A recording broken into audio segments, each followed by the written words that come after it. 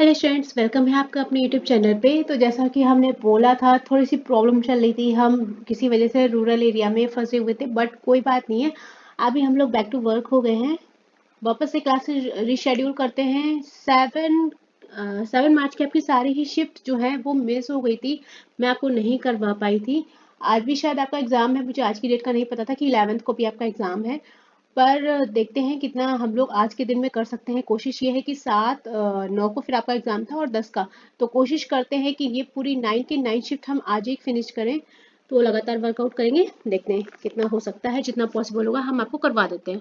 भाषाओं से संबंधित कौन सी अनुसूची है, ये क्वेश्चन आपका 7 मार्च शिफ्ट 1 में पोस्ट हुआ था, ऐसा ही आया था। तो आपकी जो अनुसूची है वो हो जाती है बच्चे 8वीं अनुसूची में भारत की भाषाएं आपकी इंक्लूड करी गई हैं। टोटल कितनी भाषाएं हैं आपकी? 22 भाषाओं को इंक्लूड करा गया है। इसके बाद आपसे ईयर वाइज पूछ लिया जाता है कि 1992 में कितनी भाषाओं को जोड़ा गया था। तो आपकी 3 भाषाएं ऐड ऑन हुई थी, कौन कौन सी? कोंकणी, मणिपुरी और नेपाली। क्लियर? और 2023 में जो भाषा शामिल की गई थी वो कौन सी थी? आपसे अलग अलग अगर पूछ ले तो मैं इसलिए आपको इंक्लूड कर दे रही हूँ। बोडो भाषा, डोगरी भाषा, मैथिली भाषा और संथाली भाषा। ठीक है, इतना डीप पूछेगा नहीं, बट फिर भी हमने आपको इंक्लूड कर दिया है। देखिए क्या है, जो हमारी अनुसूची में 22 भाषाएं, पहले 14 थी, बाद में 8 और ऐड ऑन करके उनको कितना कर दिया गया? 22। कौन कौन सी है? कश्मीरी, सिंधी, पंजाबी, हिंदी, बंगाली, असमिया है, उड़ीसा है, गुजराती, मराठी, कन्नड़ है और तेलुगु है, और इसके बाद तमिल है, आपकी मलयालम है, उर्दू हो गई, संस्कृत हो गई, नेपाली, मणिपुरी, कोंकणी हो गई, संथाली हो गई, बोडो, डोंगरी और मैथिली। क्लियर? आपसे अगर क्वेश्चन एक्स्ट्रा में फ्रेम होगा तो ये हो सकता है कि कौन सी भाषा आपकी शामिल नहीं है। देखिए अभी आपकी भोजपुरी ही इंक्लूडेड नहीं है ना। चलिए, आधिकारिक भाषाएं कितनी हो गई बच्चे? 22। और किस अनुसूची में? 8वीं अनुसूची के तहत। अनुसूचियां टोटल कितनी है हमारे पास? 12। क्लियर? कितनी अनुसूचियां? 12। चलिए आगे चले। लैंग्वेजेस से रिलेटेड हम आपको कुछ और बताएं। देखिए छोड़िए, फिर आगे कभी डिस्कशन करेंगे, फिर आपका बहुत ज़्यादा एक्सटेंड हो जाएगा। एक क्वेश्चन आपका बच्चे एटॉमिक मास से रिलेटेड आया था, अभी हमें क्वेश्चन कंफर्मेशन नहीं है। देखिए 3 दिन पहले की बात भी हो गई है, कोई बात नहीं है, बट हम आपको डिस्क्राइब करते हैं थोड़ा कि परमाणु के सभी अलग अलग कणों के द्रव्यमान का योग जो होता है वो आपका एटॉमिक मास कहलाता है। और आपके परमाणु के अंदर कितने पार्टिकल्स पाए जाते हैं? 3। कौन से? इलेक्ट्रॉन, प्रोटॉन और न्यूट्रॉन। मतलब कि आपका electron plus proton plus neutron के जो मास का सम होता है वो आपका परमाणु द्रव्यमान कहलाता है। क्लियर? चलिए, कौन सा आर्टिकल अप्रशस्यता यानी कि छुआछूत के उन्मूलन से संबंधित है? अच्छा बच्चे देखो, एक काम और करो, यहाँ पर हम लोगों ने कुछ लिंक्स ऐड की हुई हैं। हम आपको जब पीडीएफ प्रोवाइड करेंगे तो आपको डायरेक्ट इस लिंक पे क्लिक करना है और आप हमारे चैनल्स की डायरेक्ट प्लेलिस्ट ओपन कर पाएंगे। पहले आपको प्लेलिस्ट मैं बोलती थी ढूंढ लेना, चैनल पे जाना, फिर आप प्लेलिस्ट सेक्शन में, हमने डायरेक्ट प्लेलिस्ट का ये लिंक अवेलेबल आपको करा दिया है। जैसे ही आप पीडीएफ पे इस लिंक को टच करेंगे हमारी सारी प्लेलिस्ट आपके सामने ओपन होके आ जाएंगी। ठीक है, एक दो बच्चों ने बोल रखा था पहले भी कि प्लेलिस्ट ढूंढनी पड़ रही है, तो आप जैसे ये नीचे एक लिंक ऐड कर दी है, आपको डायरेक्ट प्लेलिस्ट अवेलेबल हो जाएगी जैसे ही आप इस लिंक को क्लिक करेंगे। क्लियर? चलिए, आपका कौन सा अनुच्छेद अप्रशस्यता यानी कि छुआछूत के उन्मूलन से संबंधित है? आर्टिकल हो जाएगा आपका 14 to 18। वैसे हमारा आर्टिकल कौन होता है? मुख्य रूप से जो है वो है article 17। But the thing is, आपको आर्टिकल 17 दिया था या आपको इस तरह से दिया था, आर्टिकल 14 to 18 जो भी था, आप एक अपने अकॉर्डिंग ऑप्शन उठा लीजिएगा। जो हमारा मेन आर्टिकल हो जाएगा बच्चे वो हो जाएगा आर्टिकल 17, जो मुख्य रूप से अस्पृश्यता के खाते से रिलेटेड आपका करता है। ठीक है, उसमें सब कुछ बताया गया आपका। चलिए, आर्टिकल अगर पूछ लेता ना अस्पृश्यता की प्रथा को कौन सा आर्टिकल खत्म करता है, तो आपका आर्टिकल हो जाएगा 17। क्लियर? चलो आगे चलते हैं। विदेशी मुद्रा रिजर्व किसके अंतर्गत आता है? जो हमारा विदेश एक चीज और, रुको, इसमें एक चीज और नोट डाउन करना जरा। जो हमारा ये अस्पृश्यता अधिनियम था ये कब पारित हुआ था? पढ़ रहे हो तो साथ में ये भी कर ही लो क्योंकि फिर छूट जाएगा। अप्रत्यक्षता अधिनियम,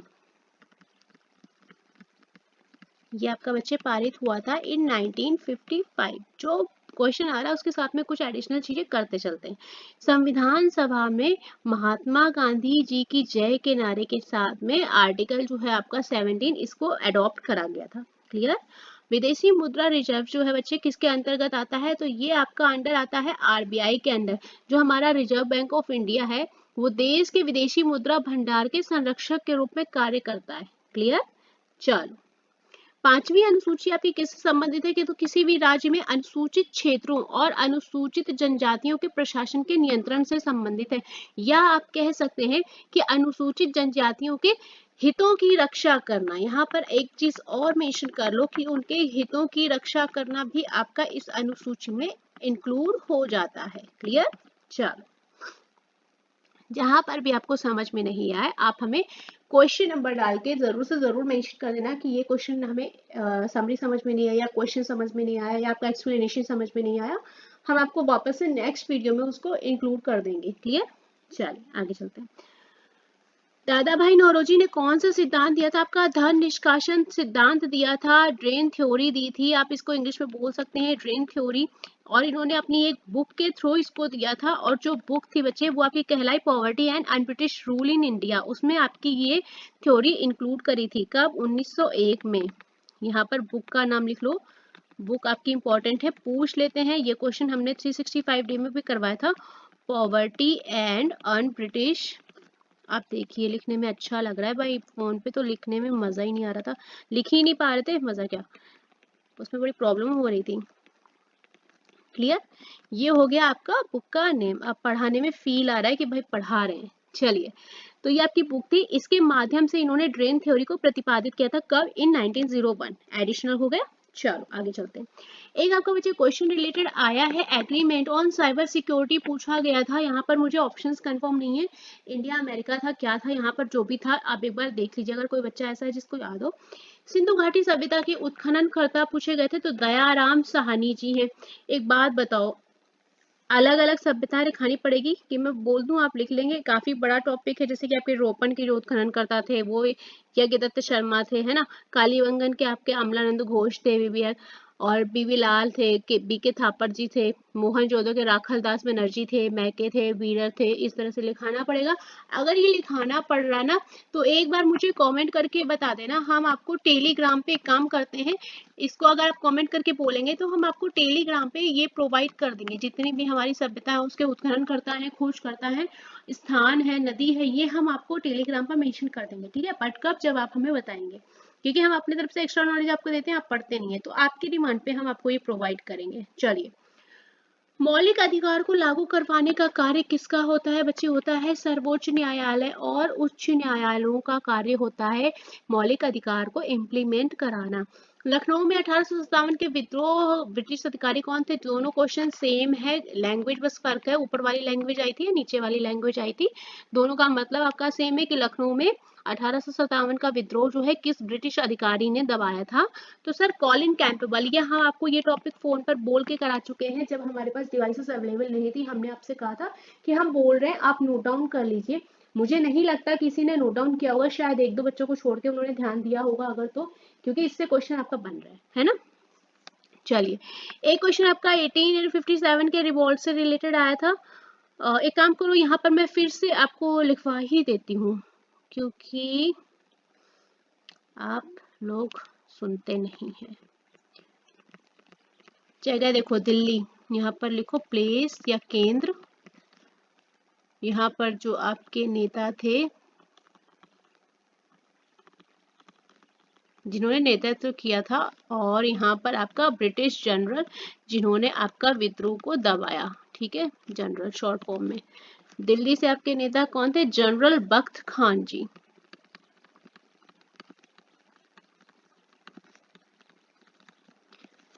और जिन्होंने आपका यहाँ से विद्रोह को दबाया था वो थे लेफ्टिनेंट, इसको मैं शॉर्ट में लिख दे रही हूँ, ठीक है, LT विलोबी। इसके अलावा आपका जॉन निकोलसन,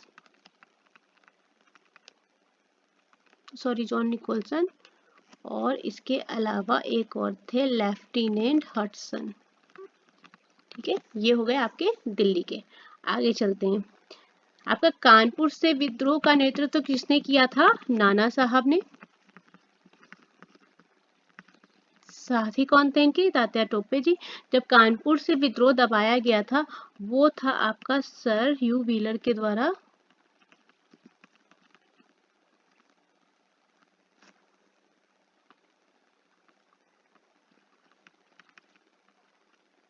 और सर कॉलिन कैंपबेल के द्वारा। वैसे मैं ये बोल के आपको लिखा चुकी हूँ।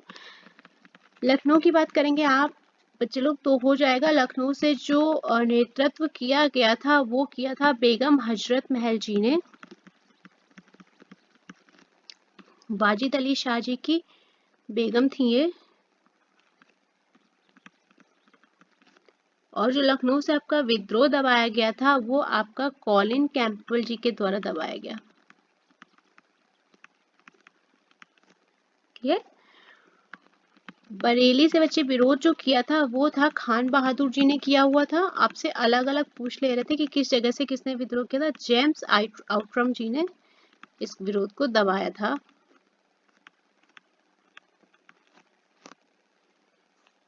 नेक्स्ट है आपका बिहार। बिहार से जो विद्रोह किया था वो खान बहादुर जी ने किया था। अरे सॉरी, कुंवर सिंह जी ने किया था। खान बहादुर जी तो हो गए। बिहार वाला भी आपसे पूछा जा चुका है। कुंवर सिंह के जो द्वारा इसका विरोध किया गया था और जिन्होंने विद्रोह को दबाया था वो अगेन थे कॉलिन कैंपबेल।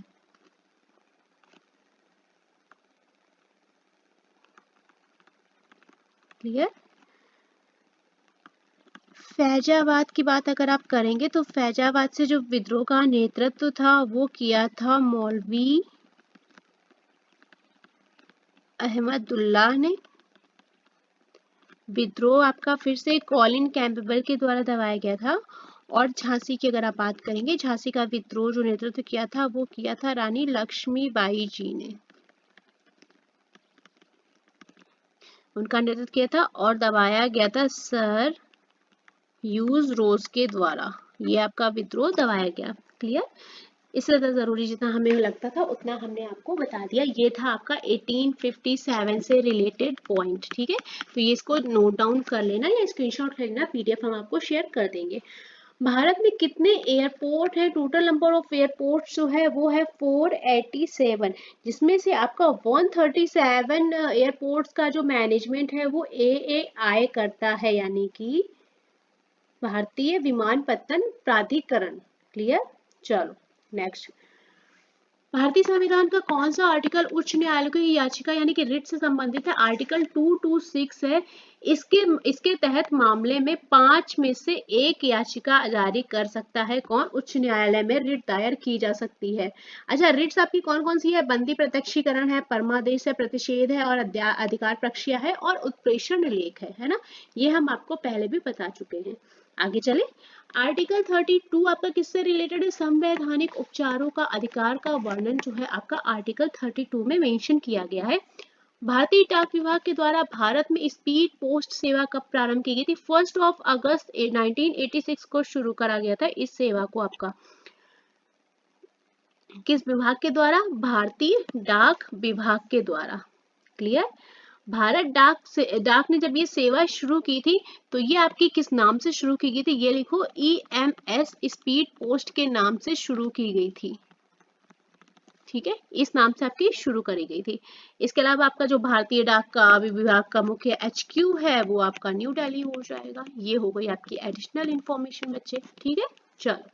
दीनदयाल उपाध्याय ग्रामीण कौशल्य योजना किसके कौशल से संबंधित है? तो ग्रामीण युवा योजना जो है शुरू कब हुई थी? आपकी 25 सितंबर 2014 बाई केंद्र सरकार के द्वारा आपकी ये योजना शुरू करी गई थी। इसका एम था आपका 2017 तक 1 मिलियन ग्रामीण युवाओं को प्रशिक्षित करना। सही है। चलिए, आपका जो आयु दिया गया था इसके लिए जो एज कंडीशन आपकी दी गई थी DUGK-Y के तहत वो थी आपकी 15 से 35 ईयर तक के बच्चे जो थे एज थे आपकी, उनको इंक्लूड करना था। क्लियर। गंगा की बाईं ओर से सहायक नदी नहीं है, ऑप्शन में आपका यमुना नदी दिया था। इसके अलावा अगर बाईं ओर और दाईं ओर से छोड़ दें सहायक नदी नहीं है तो आपका ऑप्शन में और आ जाएंगे, जैसे कि माही नदी नहीं होगी, है ना। गंगा की सहायक नदियों में आपकी कौन कौन सी आएगी, यहाँ पर लिख लो एक बार।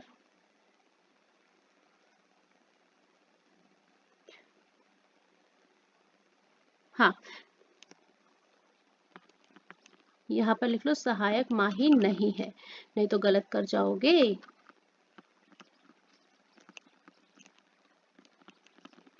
सहायक नदी किसकी, गंगा की। कौन कौन सी हो जाएगी, घाघरा। देखो कोई पूरब से है कोई पश्चिम से, इस तरह से आपसे क्वेश्चन पूछ रहा है तो आपको डिटेल में जाने की जरूरत है। गंडक भी आपकी सहायक नदी है, इसके अलावा आपका कोसी भी आपकी गंगा की सहायक नदी है। गोमती हो गई, गोमती आपकी सहायक नदी हो गई। दामोदर भी आपकी गंगा की सहायक नदी में आ जाएगी और करमाशा भी आपकी सहायक नदी में आ जाएगी। क्लियर। चलिए आगे चलते। यमुना भी आपकी गंगा की सहायक नदी है। उसने डायरेक्शन वाइज पूछा है, कौन बाईं तरफ से है कौन दाईं तरफ से, इसलिए हमें ऑप्शन में यमुना उठाना पड़ा। ठीक है, चलिए आगे। इसके अलावा सहायक नदी जो नहीं है वो आ जाएगी आपकी मानस नदी भी आपकी सहायक नदी नहीं है। चलिए नेक्स्ट क्वेश्चन पे मूव ऑन करते हैं। संविधान के आर्टिकल 41 जो है वो किससे संबंधित है आपका, जो आर्टिकल 41 है वो काम, शिक्षा और सार्वजनिक सहायता या राज्य के नीति निर्देशक तत्वों से आपका रिलेटेड है। ऑप्शन में आपका शायद काम, शिक्षा और सार्वजनिक सहायता दिया हुआ था तो हमने मेंशन कर दिया है। जैसे कि आपका राज्य हो गया काम पाने, शिक्षा पाने, बेरोजगारी, बीमारी और अक्षमता, है ना। इस तरह से इस मामलों में आपकी सार्वजनिक सहायता करने के लिए आर्टिकल 41 आपका रिलेट करता है। क्लियर। चलो ओणम में किसकी पूजा की जाती है, तो वामन अवतार की जाती है। वो किसका है, भगवान विष्णु का 52 अवतार है। नेक्स्ट, अंग्रेजों से लड़ते हुए रानी लक्ष्मीबाई का निधन पूछा गया था, कब हुआ था, 1858 को हुआ था। हुआ क्या था, देखो रानी लक्ष्मीबाई हमने आपको अभी बताया था कहाँ से विद्रोह या नेतृत्व किया था उन्होंने, झांसी से। कब, 1857 की क्रांति में। रानी लक्ष्मीबाई का क्या था नाम, आपका इनका पता है, मनु था। इनका विवाह जो हुआ था गंगाधर राव के साथ हुआ था। फिर इन्होंने एक बच्चा गोद लिया था, लेकिन जब आपकी व्यक्तिगत सिद्धांत आया बाय लॉर्ड डलहौजी के द्वारा तो उन्होंने झांसी को हड़पने की योजना बनाई थी कि मतलब आप अडॉप्टेड बच्चे को नहीं कर सकते इस तरह से, तो उन्होंने व्यक्तिगत सिद्धांत को लागू किया था। तो रानी ने उनकी बात नहीं मानी, आत्मसमर्पण नहीं किया, तो इसलिए उन्होंने फिर वहां पे फाइट की। फाइट करने के बाद में क्या हुआ, उनका निधन हो गया। कब, 17 जून 1858 को। यहाँ पर डेट मेंशन कर लो। ह्यूज रोज के द्वारा झांसी पर कब्जा कर लिया गया था और लड़ते हुए वो मारी गई। कहाँ पर, ग्वालियर में। ठीक है, जगह भी मेंशन कर लो। चलो नेक्स्ट क्वेश्चन पे मूव ऑन करेंगे।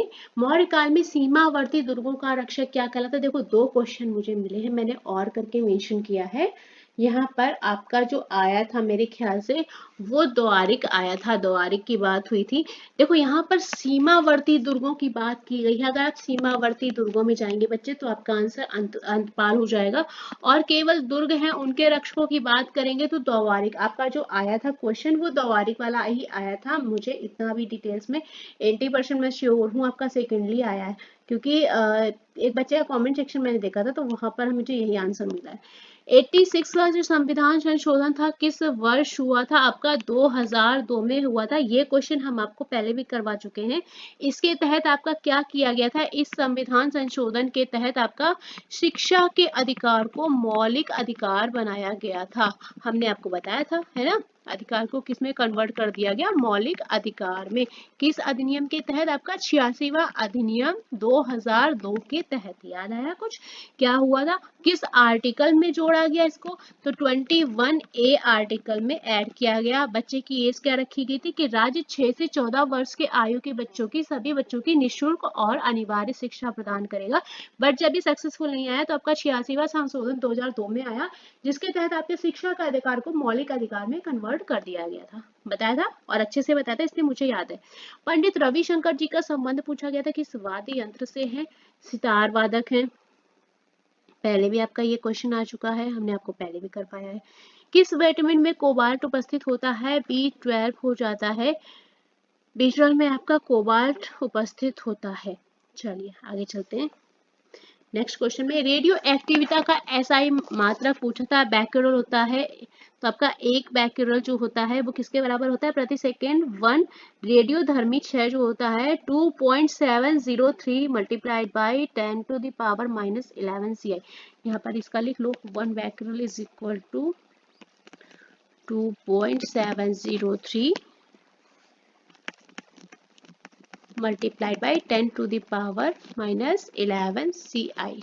ठीक है, देखिए हमने आपको पेजेस में लिंक अवेलेबल कर रखी हैं। जब आपको PDF प्रोवाइड होगी तो आपको बस इस लिंक पे टच करना है, और अगर आप किसी और प्लेलिस्ट को चेक करना चाहते हैं, हमने प्लेलिस्ट अवेलेबल करा रखी है हर एक चीज की, तो आप वहां से चेकआउट कर सकते हो। क्लियर? चलो आगे चले।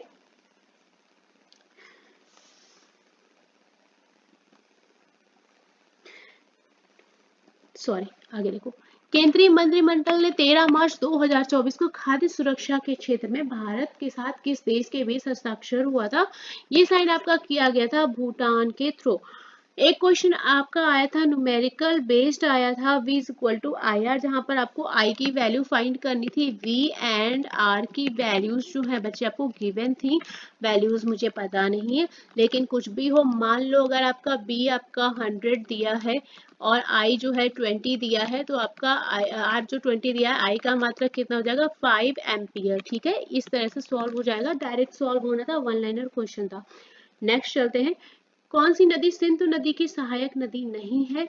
तो ये आपकी हो जाएगी महानदी जो है वो सिंधु नदी की सहायक नदी नहीं है। एक क्वेश्चन आपका खेलो इंडिया यूथ गेम से आया था, विंटर गेम से नहीं आया था, खेलो इंडिया यूथ गेम से आया था। क्वेश्चन का पता नहीं, इसका मतलब ये है कि आपको खेलो इंडिया यूथ गेम और खेलो इंडिया जो विंटर गेम हुआ था दोनों को रीड करना है अच्छे से, कौन टॉप पे था, किसने कितने पदक जीते थे। ठीक है, ये आपको सब रिवाइज करना है। आगे देखो, भीमराव अंबेडकर किस विधानसभा से संविधान सभा के लिए चुनाव लड़ा था? उन्होंने बंगाल से लड़ा था। देखो भीमराव अंबेडकर क्या थे? एक विधिवक्ता थे, अर्थशास्त्री थे, समाज सुधारक थे। जन्म कब हुआ था? 14 अप्रैल 1891 में। भीमराव अंबेडकर जी का जन्म आपका 14 अप्रैल 1891 में। कहाँ हुआ था बच्चे? मध्य प्रदेश में। मध्य प्रदेश में भी कहाँ? महू में। ठीक है, डिटेल्स देखिए जो हमें जरूरी लगती हैं वो हम आपको प्रोवाइड कर देंगे। इसके बाद इन्होंने स्नातक की उपाधि ली बॉम्बे विश्वविद्यालय से, फिर इसके बाद ये न्यूयॉर्क में कोलंबिया पढ़ने चले गए। आगे फिर इन्होंने योगदान किसमें दिया था? दलित वर्गों के कल्याण हेतु संगठन की शुरुआत की थी। इन्होंने क्या? बहिष्कृत भारत समाचार पत्र का शुभारंभ किया था। इस चीज को मेंशन कर लो, बहिष्कृत भारत समाचार पत्र, ये आपसे पूछ सकता है ये, क्योंकि आपकी इंपॉर्टेंट चीज है। इसकी शुरुआत इन्होंने प्रकाशन शुरू किया था। ठीक है, याद रहेगा। चलिए आगे। हाँ नेक्स्ट, इसके अलावा फिर इन्होंने सत्याग्रह में भी पार्ट लिया था। कब? मार्च 1927 में। इनके बारे में एक चीज और खास है जो बहुत ही इंपॉर्टेंट है, आपसे क्वेश्चन पूछ लिया था किसने तीनों गोलमेज सम्मेलन में भाग लिया? तो इन्होंने तीनों राउंड टेबल कॉन्फ्रेंस हुई थी, तो तीनों गोलमेज सम्मेलन में इन्होंने भाग लिया था। जब नाम आपसे पूछा जाएगा कि किसने तीनों गोलमेज सम्मेलन में भाग लिया, तो आपका B.R. अम्बेडकर जी का नाम आ जाएगा। ठीक है, महात्मा गांधी जी तो सेकंड में गए थे, तो ये आपका तीनों में इन्वॉल्व थे। इसके अलावा आपका क्या है नेक्स्ट? पूना पैक्ट में ये देखो महात्मा गांधी के साथ शामिल थे। फिर इन्होंने 1946 में बंगाल में, यहाँ पर लिख लो कब ये चुनाव का सिलेक्शन हुआ था इनका बंगाल के लिए? 1946 में हुआ था। इसके अलावा ये क्या थे?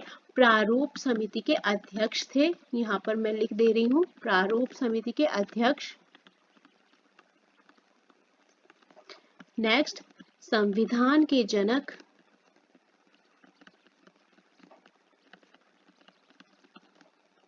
देखो बहुत ही इंपॉर्टेंट पॉइंट मैं आपको नोट डाउन कराती हूँ, सारे नहीं बताती हूँ, जितना मुझे लगता है आपके एग्जाम ओरिएंटेड है। क्लियर? चलिए, इनका जो निधन था बच्चे वो हुआ था आपका 6 दिसंबर 1956 में। चलिए नेक्स्ट चलते हैं। और मेरे ख्याल से सारा हो गया इसमें। हाँ, अगर इनको सम्मान पूछा जाएगा कौन सा दिया गया था, तो भारत रत्न से अवॉर्डेड थे, भारत रत्न सम्मान इनको दिया गया था। चलो आगे, नेक्स्ट क्वेश्चन है हमारा, पहला एशियाई बौद्ध शिखर सम्मेलन कहाँ आयोजित किया गया था? नई दिल्ली में हुआ था बच्चे, 2024 में हुआ था आपका ABS, क्लियर, पहला एशियाई बौद्ध सम्मेलन, शिखर सम्मेलन। चलो नेक्स्ट, स्वतंत्रता मेरा जन्म सिद्ध अधिकार है और मैं इसे लेकर रहूंगा, ये नारा किसने दिया था? लोकमान्य बाल गंगाधर तिलक जी के द्वारा आपका ये नारा दिया गया था। इनको एक नाम से और जाना जाता है, भारतीय उपद्रव का जनक, ठीक है, इनको उपाधि मिली थी, ये इनको उपाधि दी गई थी। चलिए, एक बात इन्होंने क्या किया था, इन्होंने 2 समाचार पत्र प्रकाशित किए थे, केसरी और मेहरत्ता, क्लियर। इन्होंने सरकार की खूब आलोचना की थी इन न्यूज़पेपर के द्वारा। केसरी जो था आपका बच्चे वो था मराठी में, और मेहरत्ता जो था वो था इंग्लिश लैंग्वेज में। लैंग्वेज भी कभी कभी पूछ लेता है कि केसरी जो है आपका किस भाषा में प्रसारित किया गया था आपका। इसके अलावा आपको इसके साथ इसका मतलब आपको और जो नारे जिसके द्वारा कहे गए हैं, जैसे कि महात्मा गांधी ने दिया था करो या मरो, आपका याद करना है ना। जवाहरलाल नेहरू ने बोला था आलस्य को दूर भगाएं, इस तरह के थोड़े से नारे को फोकस कर लेना आप लोग एक बार। किशोरी अमोनकर किस घराने से संबंधित है? जयपुर घराना, ये आपको लिखा हुआ मिलेगा बच्चे, जयपुर अतरौली घराना, क्लियर।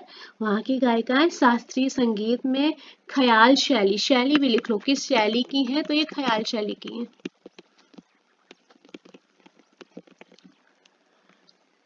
चलिए, इनसे रिलेटेड अगर आपसे और क्वेश्चन पूछे जाएंगे ना, तो अवार्ड भले ही पूछ ले, इसके अलावा और तो नहीं पूछेंगे।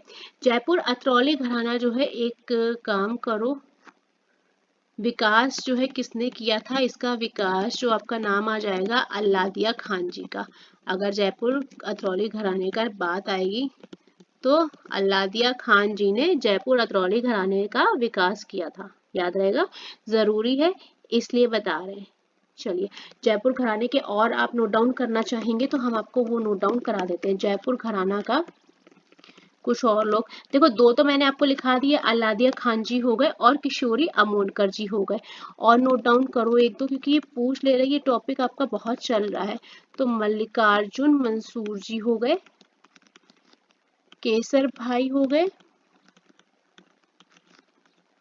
ये भी आपके जयपुर अतरौली घराने से हैं। इसके बाद आपका हो गए केरकर,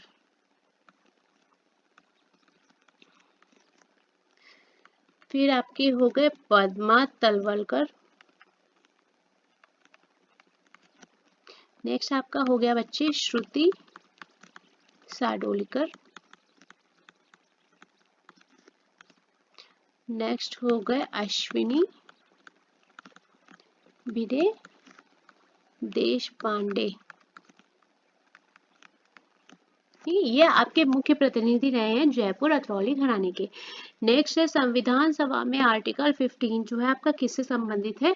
तो जाति, वर्ण, लिंग या जन्म स्थान के आधार पर किसी भी नागरिक के साथ में भेदभाव का निषेध है। यहाँ पर टाइपिंग मिस्टेक है, भेदभाव का निषेध, यानी कि आपका जो आर्टिकल 15 है, इन विशिष्ट आधारों पर राज्य द्वारा किसी भी नागरिक के साथ भेदभाव को बैन करता है, प्रतिबंधित करता है, क्लियर। चलो, हमने आपको पीडीएफ प्रोवाइड कर देनी है, पीडीएफ में आपको इस तरह की लिंक दिखेंगी, तो आप हमारे चैनल पे सीजीएल हो या एमटीएस हो या एएलपी हो, टेक्नीशियन हो, सारी प्लेलिस्ट आपको ओपन होके दिख जाएंगी, आप वहां से डायरेक्ट सर्च कर सकते हैं, ठीक है। पीडीएफ हम आपको टेलीग्राम चैनल पे प्रोवाइड कर देंगे। जो बच्चे हमारे साथ एड ऑन हैं उनको भी थैंक यू, आप अपने एग्जाम तक इतना पेशेंस बनाए रहे कि आप हमारे साथ बने रहें। जो हमारे न्यू स्टूडेंट्स हैं, कोई ऐसा बच्चा है जो नया आ रहा है, उसके लिए इन्फॉर्मेशन ये है कि आप टेलीग्राम पे ऐड हो जाइए, एटलीस्ट जब तक आपका एग्जाम है तब तक तो आप ऐड हो जाइए। पीडीएफ हम आपको प्रोवाइड कर देंगे टेलीग्राम पर ही, लिंक आपको टेलीग्राम का वीडियो के नीचे डिस्क्रिप्शन बॉक्स में मिल जाएगा। व्हाट्सएप और टेलीग्राम दोनों ही प्रोवाइडेड हैं। व्हाट्सएप पे पीडीएफ अपलोडेड नहीं कर रहे हैं, टेलीग्राम पे कर रहे हैं। आप अपनी सुविधा के हिसाब से किसी एक चैनल पे जुड़े, अगर मैं बताऊंगी तो आप इंस्टाग्राम नहीं, टेलीग्राम पे ऐड हो। इंस्टाग्राम पे मैंने रिसेंटली पेज बनाया था, बट स्टडी कंटेंट है, मैं देखी थी थोड़ा दिन डाल के वहां पर भी, स्टडी कंटेंट आप लोग नहीं देखते हो, एग्जाम के टाइम आप लोग एकदम भागते हो, है ना, कि अब क्या पढ़ लें, वो चीज़ है। इसलिए आप लोग से रिक्वेस्ट है टेलीग्राम पे ऐड ऑन हो जाइए, अगर बने रहेंगे साथ में तो कोई दिक्कत नहीं है, वरना एग्जाम जब तक है तब तक तो आपको ज्वाइन रहना है, हम आपसे इतनी उम्मीद कर सकते हैं। चलिए शिफ्ट हम जल्दी अपलोड करेंगे, काफ़ी लेट चल रहे हैं हम लोग अपने सेशंस को लेके, बट कोई बात नहीं है, हम भी मेहनत कर रहे हैं, आप भी करिए थोड़ा सा, टेलीग्राम पे ऐड हो जाइए, आपको पीडीएफ भी हम जल्दी प्रोवाइड कर देंगे, तब तक के लिए सारे बच्चे लोग साथ में बने रहिए। हेलो स्टूडेंट्स, वेलकम है आपका अपने यूट्यूब चैनल पे। 7 मार्च के वीडियोस हमारे रिमेनिंग थे वो करवा रहे हैं, शिफ्ट 1 का अपलोड कर दिया है, शिफ्ट 2 के वीडियो में देखो क्या क्या क्वेश्चंस मिले थे। पहली पंचवर्षीय योजना का एम आपसे पूछा गया था, बहुत बार बता चुके हैं, कृषि का विकास इसका मेन एम रहा था। जो पहली पंचवर्षीय योजना थी उसका जो टेन्योर था 1951 से 1956 तक था।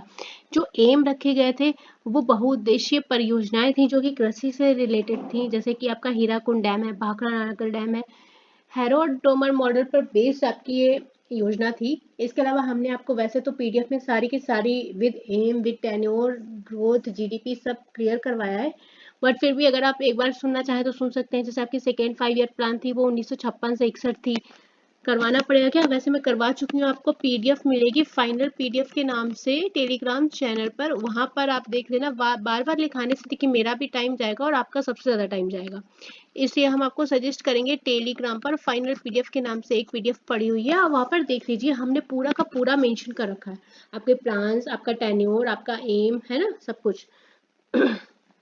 इवन मॉडल भी हमने मेंशन कर रखा है। सेकेंड 5 ईयर प्लान में जो आपका एम था वो था औद्योगिक विकास की नीति। थर्ड 5 ईयर प्लान जो कि 1961 से 66 तक चला था, वहां पर अर्थव्यवस्था को गति देना था, तो हमने सारा ही करवाया। आपका चौथी पंचवर्षीय योजना जो थी 1969 से 1974 तक थी, जिसका कि एम था आर्थिक विकास और आत्मनिर्भरता। पांचवी पंचवर्षीय योजना अपने कार्यकाल से पहले खत्म हुई थी 1974 से 1978, जो एम रखा गया था वो था गरीबी उन्मूलन और कृषि उत्पादक व आत्मनिर्भरता। देखो बार बार हर चीज लिखाऊंगी नहीं, आपका टाइम ज्यादा वेस्ट होगा, इसलिए ध्यान से सुनो। छठी पंचवर्षीय योजना जो थी 1980 से 85 तक थी, 78 से 80 तक 2000 आपकी वार्षिक योजना रोलिंग प्लान चला था। आगे चलते हैं, आर्थिक विकास गरीबी उन्मूलन के साथ आपकी नाबार्ड बैंक की स्थापना छठी पंचवर्षीय योजना में हुई थी। जो 7th थी वो आपकी 1985 से 1990 तक चली थी, जिसमें कि आपका गरीबी उन्मूलन, रोजगार, ग्रामीण विकास, सामाजिक सेवा जनता तक पहुंचाना आपका प्लान था। नेक्स्ट है आपकी 1992 से 1997 तक चली थी, जो कि जनसंख्या नियंत्रण के साथ आपका परिवार नियोजन आ गया था, है ना, आपको बताया था हमने। 9th आपकी जो थी वो 1997 से बच्चे कितनी चली थी, 2002 तक, तो सरकारी संस्थानों का कार्यान्वयन आया था उसमें। नेक्स्ट आपकी आती है 2002 से 2007 तक, जहां पर आपका प्राथमिक शिक्षा और कृषि के कार्य ग्रामीण विकास पर जोर दिया गया। फिर आपकी नेक्स्ट आती है 2007 से 2012, जो कि आपका योजनाओं का विकास करना था। इस तरह से हमने आपको सारी मेंशन करवाई हैं, और आपकी 2012 से लास्ट 11वीं थी 2017। अभी आपकी ये 5 ईयर प्लान एक हो नहीं पाया है, जो कि ड्यू टू कोविड डिसीज के कारण वजह से एक आपका प्लान जो है कैंसिल कर दिया गया है, बट कोई बात नहीं है, हो सकता है आगे हो, ठीक है। तो हमने आपको सारा फाइनल पीडीएफ में करा भी दिया है और ऐसे बोल के बता दिया। राज्य विधानसभा की अधिकतम संख्या आपसे पूछी गई थी बच्चे, टोटल होती है 500, ये हो गई आपकी अधिकतम, और अगर न्यूनतम यानी कि मिनिमम पूछते तो कितनी हो जाती, 60। सही है। ये जो निर्धारण होता है बच्चे, ये किसके द्वारा किया जाता है, ये निर्धारित कौन करता है, संसद के द्वारा आपका ये नंबर जो है निर्धारित किया जाता है। आई होप आपको सब समझ में आया हो। भारतीय संविधान में कहा गया था कि एक राज्य विधानसभा में 500 से अधिक सदस्य नहीं होने चाहिए और 60 से कम सदस्य नहीं होने चाहिए। जो विधानसभा की योग्यता है उसके लिए, अगर आप योग्यता की बात करोगे तो क्या होना चाहिए, आपका जो सदस्य है वो भारत का नागरिक होना चाहिए, कम से कम 25 ईयर का होना चाहिए, है ना, ये आपका विधानसभा की योग्यता होता है ना। चलो आगे, 1975 में आपातकाल कितने महीने के लिए लगाया गया था? 21 महीने तक लगा रहा था। देखिए एक चीज़ और है, हमने यहाँ पर आपको लिंक्स प्रोवाइड कर दी हैं। जब आप इन लिंक्स को पीडीएफ में ओपन करेंगे तो डायरेक्ट आपको जो ऑप्शन खुलेगा वो हमारे चैनल की प्लेलिस्ट ओपन होगी। आप अपने इंटरेस्ट, अपने एग्जाम के अकॉर्डिंग उन प्लेलिस्ट पे जा सकते हैं, क्योंकि पहले बच्चों को बता रहे थे उन्हें ढूंढना पड़ रहा था, तो हमने डायरेक्ट प्लेलिस्ट की ही लिंक लगाई है। क्लियर? आप जैसे इसको ओपन करेंगे आपको अपने अलग अलग एग्जाम्स की प्लेलिस्ट एक ही पेज पर मिल जाएंगी। आप अपने एग्जाम के अकॉर्डिंग अपनी प्लेलिस्ट में जा सकते हैं डायरेक्टली। चलिए, तो आपका 21 महीने के लिए बच्चे आपका भारत में आपातकाल घोषित किया गया था। कब से कब तक? तो 25 जून 1975 से लेकर 21 मार्च 1977 तक का आपातकाल था। हो जाएगा। किसके कहने पर लगा था भाई? इंदिरा गांधी जी के। क्लियर? कोई क्वेश्चन लगे आपको समझ में नहीं आया तो हमको जरूर से जरूर एक बार कमेंट सेक्शन में बता दीजिएगा। ठीक है? ये 1975 है। चलिए, तो आपकी इस अवधि के दौरान 21 महीने की अवधि के लिए प्रधानमंत्री इंदिरा गांधी ने देश भर में आपातकाल की स्थिति लगा दी थी। याद रहेगा, आपातकाल के बारे में हमने आपको तीनों बताए हैं ना, 352 भी बताया है, किसके तहत कब लगा था, अच्छी खासी इन्फॉर्मेशन दी। बार बार नहीं कराएंगे, आपका टाइम वेस्ट होगा अदरवाइज। नेक्स्ट, कंडला एयरपोर्ट का सॉरी बंदरगाह जो पोर्ट है हमारा, उसका नाम बदलकर क्या कर दिया गया है? इसका नाम आपका रख दिया गया दीनदयाल पोर्ट। कहाँ है? गुजरात में। कैसा बंदरगाह है? एक ज्वारीय बंदरगाह, अ टाइप ऑफ ज्वारी पोर्ट। क्लियर? ये एक पर्सन के नाम पर आपका रख दिया गया है। इसके अलावा इसके और डिटेल ज़रूरत नहीं है वैसे, अगर मुझे लगेगा तो मैं आपको ज़रूर से ज़रूर बता दूंगी। वैसे पोर्ट्स लिखना चाहेंगे क्या आप? पोर्ट्स लिख लो, क्योंकि पोर्ट्स मैंने वैसे करवाए हैं। पोर्ट्स आपको प्लेलिस्ट, स्टैटिक प्लेलिस्ट में मिलेगा, बट यहाँ पर एक बार फिर से लिख लो, क्योंकि अगर पूछा है ना तो हो सकता है आपसे बन जाए। देखो, पोर्ट्स हमारे पूर्वी तट पर है और पश्चिमी तट पर, तो एक बार लिखो पूर्वी तट वाले। आपका हल्दिया पोर्ट है जो कि कहाँ है? पश्चिम बंगाल में। पोर्ट आगे ऐड कर लेना, ठीक है? एक एक शब्द नहीं लिखेंगे, टाइम वेस्ट नहीं करना है आपका। नेक्स्ट है पारादीप पोर्ट जो कि कहाँ है? उड़ीसा में। नेक्स्ट है बच्चे विशाखापट्टनम। ये सब तो आपने पढ़ रखा होगा, बहुत सारी आपको पता होंगे पोर्ट्स। विशाखापट्टनम आपका आंध्र प्रदेश में है। नेक्स्ट है आपका एन्नोर पोर्ट जो कि आपका कहाँ है? तमिलनाडु में। एन्नोर के अलावा तमिलनाडु में एक और आपका पोर्ट पाया जाएगा, कौन सा? चेन्नई। और एक और मिलेगा, कौन सा? तूतीकोरिन। क्लियर? ये आपके तीनों कहाँ मिल जाएंगे? तमिलनाडु में। ये हो गए आपके बच्चे पूर्वी वाले, और पश्चिमी वाले भी लिख लो, क्योंकि जब टॉपिक डिस्कशन चल रहा है ना तो लिख ही लो, बार बार कराने का जरूरी नहीं है, याद रह जाता है। कांडला ये आपका कहाँ पर है? गुजरात में, जिसका कि नाम आपका दीनदयाल पोर्ट कर दिया गया है। जवाहरलाल नेहरू पोर्ट, ठीक है, कहाँ पर है? महाराष्ट्र में। इसके अलावा आपका मुंबई पोर्ट भी कहाँ है? महाराष्ट्र में।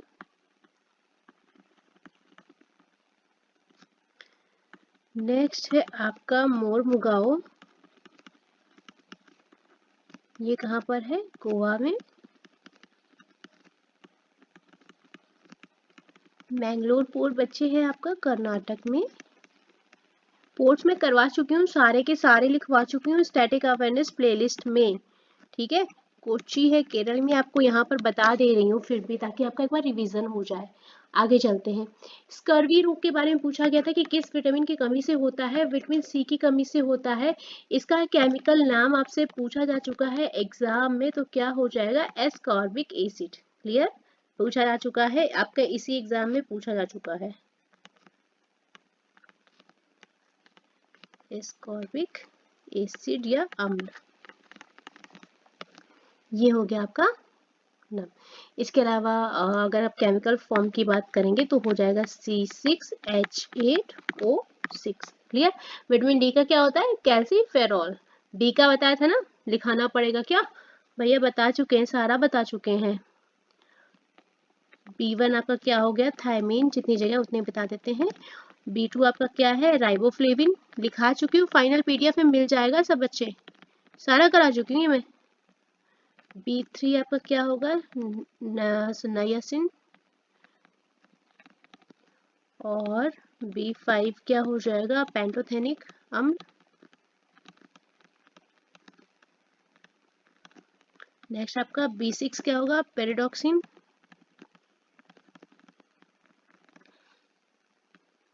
B7 क्या होगा? बायोटिन।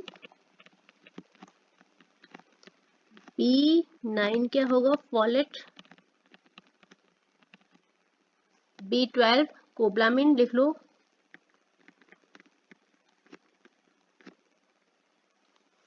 इधर लिख देती हूँ, थोड़ी सी जगह आपकी कम पड़ जाएगी। B12 आपकी हो जाएगी कोबालमिन। C बता दिया है, ओके। D का लिख लो कैल्सीफेरॉल, ये मैं करवा चुकी हूँ फाइनल PDF में, एक बार आप फिर से देख लेना। चलो नेक्स्ट चलते हैं। केंद्रीय महिला एवं बाल विकास मंत्री पूछे गए थे, तो आपकी श्रीमती अन्नपूर्णा देवी जी हैं। नर्मदा नदी पर कौन सा बांध बनाया गया है? सरदार सरोवर बांध बनाया गया है। कहाँ बना है? गुजरात में। स्टेट हो जाएगा गुजरात, और आपका हो जाएगा नवागांव में है। क्लियर? चलो आगे चलते हैं। अच्छा एक बात बताओ, हीराकुंड बांध किस नदी पर है? हीराकुंड बांध जो है आपका महानदी पर बना हुआ है। ये भी मैं आपको करवा चुकी हूँ, कहाँ मिलेगा? स्टैटिक अवेयरनेस प्लेलिस्ट में आपको मिलेगा। ये डैम मैं करवा चुकी हूँ, शॉर्ट में लिख रही हूँ। चलो, तत्वाद्य यंत्र कौन सा है? देखो तत्वाद्य यंत्र कौन होते हैं? तार वाले यंत्र जो होते हैं, तार वाले वाद्य यंत्र तत्वाद्य यंत्र कहलाते हैं। इसमें होता क्या है, आपका दो बिंदुओं, ध्वनि जो होती है दो बिंदुओं के बीच तार के माध्यम से उत्पन्न होती है, जो कंपन होता है ना उससे। जैसे आपके एग्जाम्पल में आपका क्या हो गया? सितार हो गया है, और सरोद लिख लो, सरोद होता है। इसके अलावा आपका एक तारा हो गया, वीणा हो गया, रुद्र वीणा है, दोतर है, संतूर है, ये आपका सब इसी में आ जाएगा। क्लियर? अब आपको यहाँ पर ऑप्शन में क्या मिला था, आप ऑप्शन के थ्रू चले जाना। अगर किसी को बताना हो तो कोई हमें बता भी सकता है कि मैम ये ऑप्शन में था। कोपा अमेरिका किस खेल का टूर्नामेंट है? ये आपका एक फुटबॉल टूर्नामेंट है। पीएम मोदी ने परम रुद्र कंप्यूटर का उद्घाटन कब किया था? तो 3 परम कंप्यूटर का उद्घाटन किया था। इसके अलावा 2 उच्च प्रदर्शन कंप्यूटिंग सिस्टम और इन्होंने उद्घाटन किया था, याद रहेगा। किससे रिलेट? अंतरिक्ष में अध्ययन करने के लिए। 2011 की जनगणना के अनुसार भारत की साक्षरता दर आपसे पूछी गई थी, 17.04 है आपकी साक्षरता दर। हो जाएगा। पुरुष साक्षरता दर क्या है? 82.14, और महिला साक्षरता दर बच्चे आपकी क्या है? 65.46। 46 नहीं बोलते, पॉइंट्स के बाद सिंगल सिंगल डिजिट काउंट करते हैं। 65.46 बोल दिया था मैंने, आप मत बोलना। सबसे ज्यादा साक्षरता किसका है? केरल का। सबसे कम साक्षरता रेट किसका है? बिहार का। हो जाएगा। जनगणना के बारे में हमने आपको पहले बताया था, पहली पूर्ण जनगणना, फर्स्ट, अगर पूर्ण जनगणना की बात होगी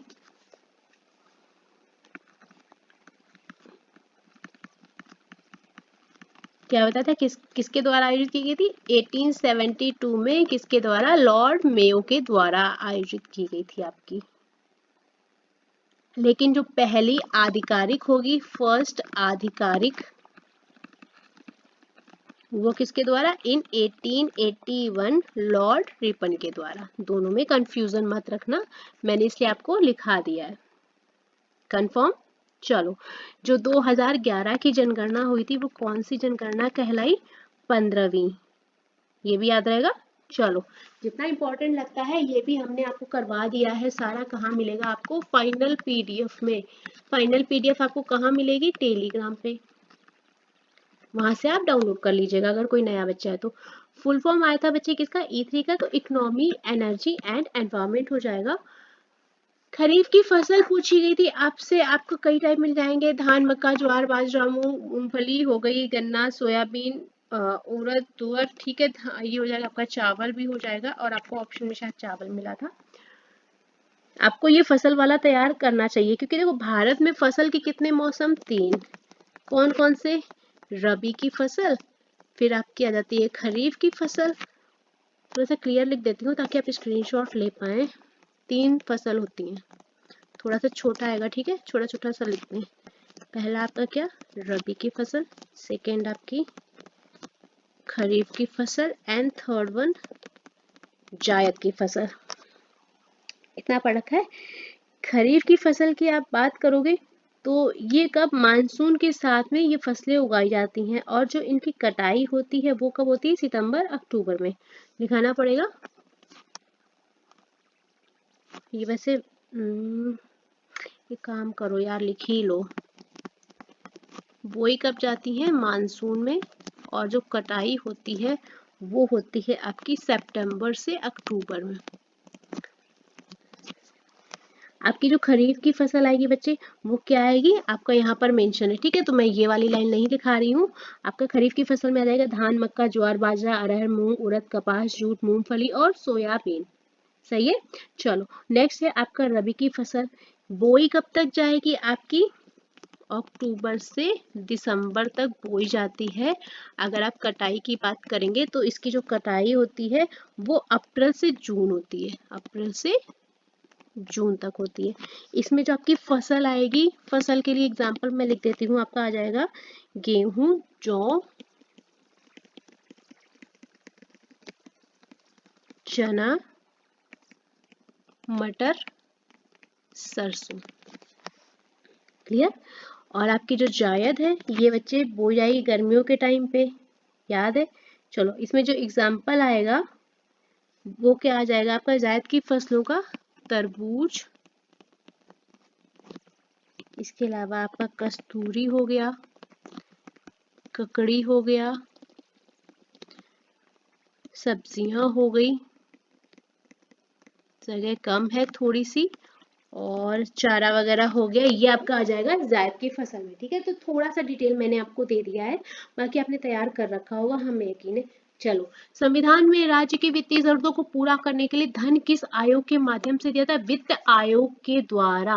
देखो भैया जी, बात क्या है, वित्त आयोग का गठन जो है वो हुआ था 1951 में। क्लियर। आर्टिकल 280 के तहत आपका क्या डिसाइडेड है कि हर 5 साल में इसका गठन होगा, और अ टाइप ऑफ संवैधानिक निकाय, संवैधानिक निकाय है। आपसे जो क्वेश्चन बन रहे थे ना, कौन सा संवैधानिक निकाय है, गैर संवैधानिक निकाय, ये आपका संवैधानिक निकाय में आएगा। इसकी गठन स्थापना जो हुई थी सबसे पहले वो 1951 में हुई थी, और आर्टिकल 280 के तहत आपका हर 5 ईयर में इसको गठित किया जाता है। हो जाएगा। चलो, 1857 की क्रांति के समय ब्रिटेन में किसका शासन था, महारानी विक्टोरिया जी का शासन था। मौलिक कर्तव्यों को भारतीय संविधान में शामिल किया गया था। भारत के प्रधानमंत्री कौन थे, इंदिरा गांधी जी थी भारत की प्रधानमंत्री। कब से कब तक, 1966 से 1977 एंड अगेन 1980 से 1984, याद रहेगा। और इनके कार्यकाल के दौरान क्या हुआ था, भारत ने पाकिस्तान के खिलाफ 1971 का युद्ध जीता था, बांग्लादेश का निर्माण हुआ, याद रहेगा। उदारीकरण की परिभाषा आपसे पूछी गई थी। देखो ये उदारीकरण एक प्रक्रिया है जिसमें कि आपका जो निवेश होता है, उत्पादन होता है, मूल्य है, जो आपकी इंटरेस्ट रेट है ना, लोन्स हैं और फॉरेन एक्सचेंज है, उस पर से नियंत्रण को समाप्त कर दिया जाता है या इसको रिमूव कर दिया जाता है, आपको एक तरह से डिस्काउंट दिया जाता है, वो आपका उदारीकरण कहलाता है। मौर्य काल में प्रशासन की सबसे छोटी इकाई कौन सी होती है, ग्राम कहलाती है। देखो मौर्य प्रशासन पढ़ना, मौर्य प्रशासन मैं आपको यहाँ पर बता रही हूँ, मैंने आपको अभी करवाया नहीं है। मौर्य प्रशासन एक बार तैयार कर लो, क्योंकि इससे बहुत क्वेश्चन बन रहा है। कैसे बन रहा है, जैसे कि आपके राज्य के 7 तत्व पूछ लेता है, राज्य के 7 तत्व कौन से हैं, क्या बताओगे, पता है। आपका राजा हो गया, मित्र हो गया, दुर्ग हो गया, आमत्य हो गया, जनपद, कोश और सेना। याद आया, कुछ पूछ लेते ना, आमत्य का कार्य क्या है। इसका सैन्य प्रशासन पढ़ना है, न्याय प्रणाली पढ़नी है, स्थानीय प्रशासन भी पढ़ना है, ग्रामीण प्रशासन भी पढ़ना है। तो अगर आप कर सकते हैं तो ये कर लीजिए। राज्य के 7 तत्व जो है वो बताइए, तो हम आपको लिखा देते हैं। ये आपको इसकी डिटेल, हम एक काम करते हैं टाइम बचाने के लिए, इसकी जो डिटेल है हम आपको टेलीग्राम पे पोस्ट कर देंगे, क्लियर, ताकि आपका टाइम बचे थोड़ा सा। 7 तत्व सबसे ज्यादा पूछे जाते हैं। अभी आपका अमात्य या कुछ पूछा गया था, तो ये ध्यान रखना है। कौटिल्य के अकॉर्डिंग हुए थे सप्तांग सिद्धांत, या इसको बोलते हैं, यहाँ पर लिख लो तो आपको याद रहेगा कि ये भी कराना है। कोई मुझे याद दिला देना एक बार फिर से, अगर मैं भूल जाऊं तो। सप्तांग सिद्धांत जिसमें कि आपका राजा, मित्र, दुर्ग, अमात्य, जनपद, कोश और सेना आएंगे, इनके कार्य भी हम आपको बता देंगे, क्लियर। चलो, किस एक्ट को गैंगिंग एक्ट के नाम से जाना जाता है? तो आपका ये हो जाएगा मुंह बंद करने वाला अधिनियम। एक बार ऑप्शन के थ्रू जाइए, ऑप्शन में आपको क्या मिला था, ठीक है। तो यहाँ पर हमने अपने हिसाब से मेंशन किया है आपको, इसको मुंह बंद करने वाला अधिनियम भी कहते हैं, या वर्नाकुलर प्रेस अधिनियम 1878, याद है ना, उसको भी जाना जाता है। इसलिए आप एक बार ऑप्शन के थ्रू जाइएगा। पंचतंत्र बुक के लेखक पूछे गए थे आपसे। पंचतंत्र लिखी गई है विष्णु शर्मा जी के द्वारा। क्या है? तो ये पशु दंत कथाओं का वर्णन है, इसमें पशु दंत कथाएं लिखी हैं और बहुत ही फेमस है अगर किसी ने पढ़ी हो तो। आगे चलते हैं। किन दो राशियों में राशियों का एसआई मात्रक जो होता है, एक होता है गति और वेग। अच्छा एक बात बताओ, गीत गोविंद पूछा जा चुका है, गीत गोविंद की रचना किसने की? तो ये आपका जयदेव के द्वारा लिखा गया है, महाकाव्य है, ये पूछा जा चुका है, इसलिए मैं आपको यहाँ पर बता दे रही हूँ। चलो आगे नेक्स्ट चलते हैं। रुद्रदमन को किसने हराया था? स्कंदगुप्त के द्वारा हराया गया था। किस सरकार के द्वारा स्वर्ण सिंह समिति का गठन हुआ? इंदिरा गांधी सरकार के मंत्रिमंडल के द्वारा ये गठन हुआ था। सरदार स्वर्ण सिंह समिति की अध्यक्षता में हुआ था।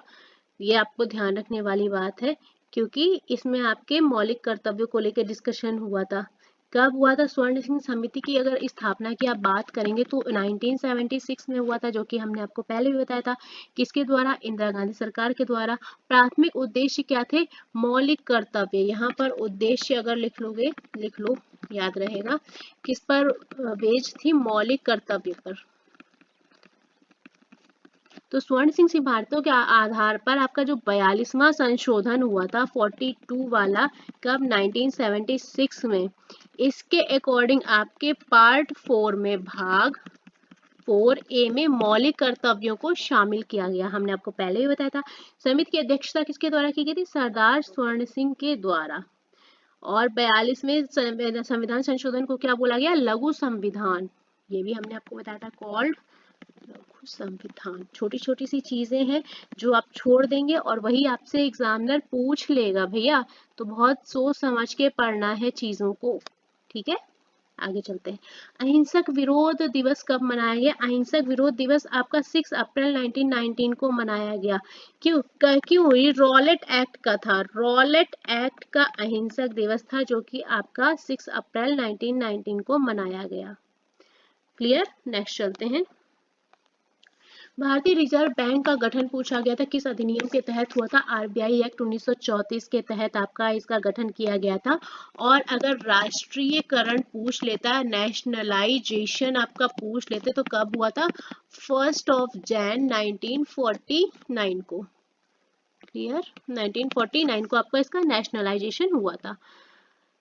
नेक्स्ट क्वेश्चन पे मूव ऑन करते हैं। सतपुड़ा पर्वतमाला से कौन सी नदी निकलती है? नर्मदा नदी निकलती है आपकी सतपुड़ा और विंध्य हिमाचल के बीच से। हो जाएगा। चलो आगे चलते हैं। किस आर्टिकल के अनुसार नगर पालिका में महिलाओं के लिए 1/3 सीटें आरक्षित है? आर्टिकल हो जाएगा आपका 243T। इसके अलावा आपका जो मनरेगा हमने पढ़ा था, उसमें भी एक क्वेश्चन रहा था कि महिलाओं की कितनी भागीदारी है, तो 1/3 महिलाएं वहां भी काम कर रही थी, बताया था ना। चलो, तो आपकी लगभग 1/3 महिलाएं तो सब में ही आती हैं। अलग अलग आर्टिकल जैसे 243Q है, बताना पड़ेगा क्या? एक काम करो, मैं बोल देती हूँ, आप सुनो। 243Q जो है उसमें आपका नगर पालिकाओं का संविधान के बारे में बताया गया है। 243R है, उसमें आपकी नगर पालिकाओं की संरचना बताई गई है। 243S में वार्ड समितियों का गठन है। 243 में सीटों का आरक्षण किया गया है, जिसमें कि आपका महिला जो है 1/3 रहेगी, बाकी 2/3 क्या रहेगा, आपका पुरुष रहेगा। नेक्स्ट 243 यू आपकी नगर पालिकाओं की अवधि से रिलेटेड है। 243 वी अयोग्यता के लिए प्रावधान है। 243 एक्स आपका कर लगाने की शक्तियां निहित करता है।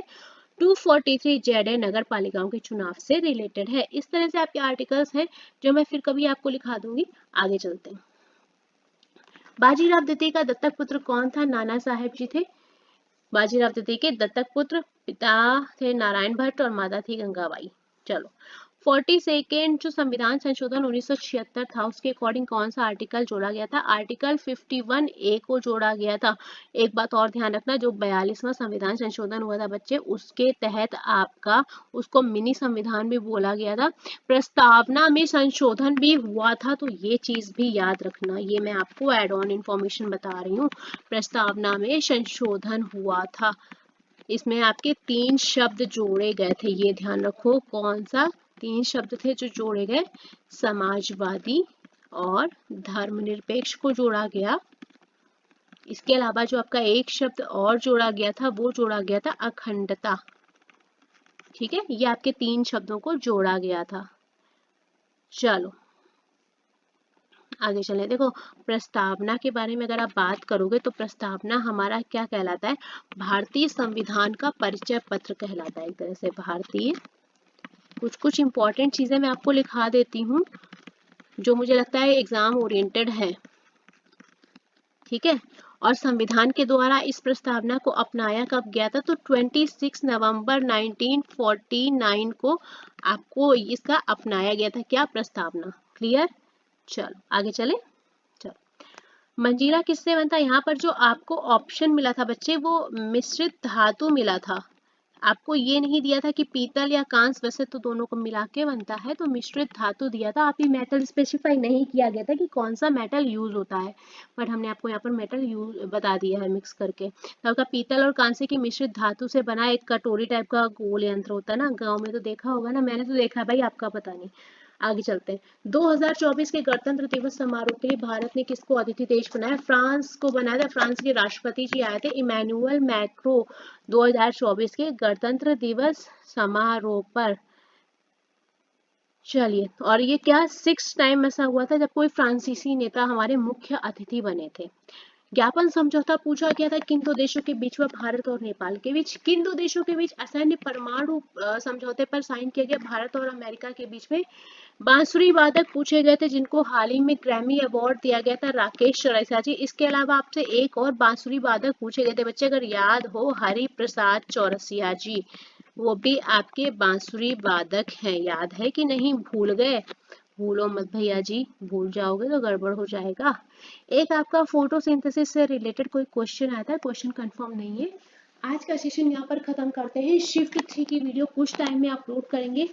कोशिश करेंगे लेट नाइट वर्क करें तो 9 और 10 11 तीनों की वीडियो अपलोड कर देते हैं, क्योंकि सेशन मेरी थोड़ा गलती की वजह से काफ़ी लेट चल रहा है। आपसे उम्मीद करते हैं कि आप लोग साथ में बने रहेंगे। क्लियर? चलो, जिन बच्चों का एग्जाम है उनका बेस्ट ऑफ लक, आगे तैयारी करते रहो। अच्छा ये देखो, एक बात और करो, जिन बच्चों का एनटीपीसी एग्जाम है ना, फर्स्टली अपने नोट से रिवाइज करो, कोशिश करो कि कोई भी पॉइंट छूटे नहीं। जो चीजें आपको याद है वो तो आप नहीं भूलेंगे ना, आपको पता है जो अच्छे से याद है।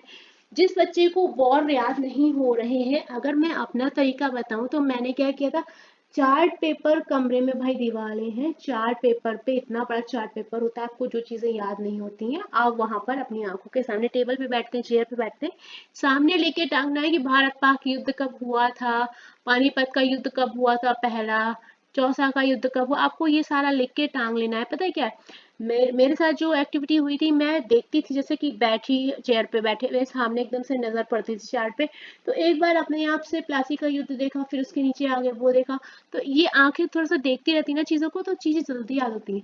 आपने देखा है, आप कोई चीज सुनते हैं, ठीक है, और इसके बाद वो देखते हैं और देख के सुनते हैं एक साथ, जैसे कि आपको मूवी मूवी देखते हो ना, देखते के साथ साथ सुनते जाते हो ना, आपको एक एक डायलॉग याद रहता है कि यार ये सीन था, ये डायलॉग था, है ना, याद होता है ना, बस वही सेम चीज है। देखना है, बस चीजें देखने से बार बार आंखों के सामने आती है तो वो रिवाइज होती रहती है कहीं ना कहीं। जो चीज में कमी है, जो टॉपिक तैयार नहीं है, अभी एनटीपीसी में टाइम है, कोशिश करो जो याद है उसमें कोई प्रॉब्लम नहीं है, जो कम चीज वीक है आपकी उस पर फोकस करो। अब आपके पास बहुत एक एक दो बच्चों की समस्या अब ये भी आ रही, सुनो। हाँ, जैसे कि हिस्ट्री है, ठीक है, हिस्ट्री की बच्चे ने 4 बुक्स ले रखी हैं, क्लियर। अब उसको इस टाइम पे समझ में नहीं आ रहा कि हमें पढ़ना किससे है।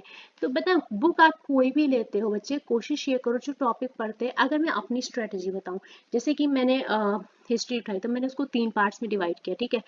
हमारी आधुनिक और बीच वाली, मध्यकालीन और आधुनिक और पहले वाला सारा अलग कर लिया। फिर उसके बाद में मैं उसको पार्टिसिपेट कर देती हूँ, जैसे कि आपका बौद्ध धर्म है, जैन धर्म है, ये धर्म सारे अलग, मैं अपनी स्ट्रेटेजी बता रही हूँ, मैंने ऐसे पढ़ा था तो ये अलग कर दिया। इसके बाद आपका और कुछ आता वो अलग कर दिया, थोड़ा थोड़ा फ्रैक्शन में पार्ट्स को डिवाइड किया, मतलब उसको उसको ही सेक्शन वाइज, सेक्शन में भी सेक्शन बना के मैंने किया हुआ था।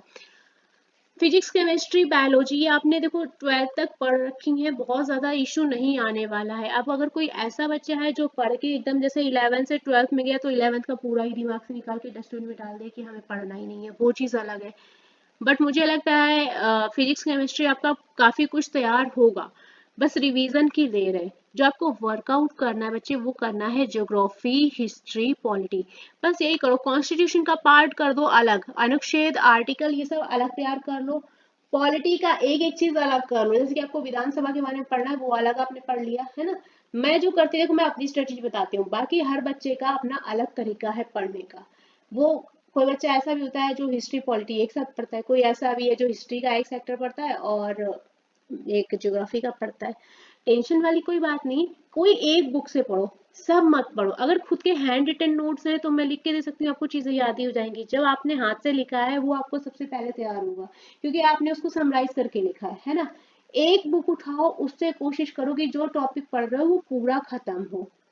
अगर डाउट लगे तो उस टॉपिक को सर्च कर लो एक बार गूगल पे या कहीं भी, कुछ छूटा तो नहीं है आपसे। प्रैक्टिस मॉक जरूर देना शुरू करो अभी से।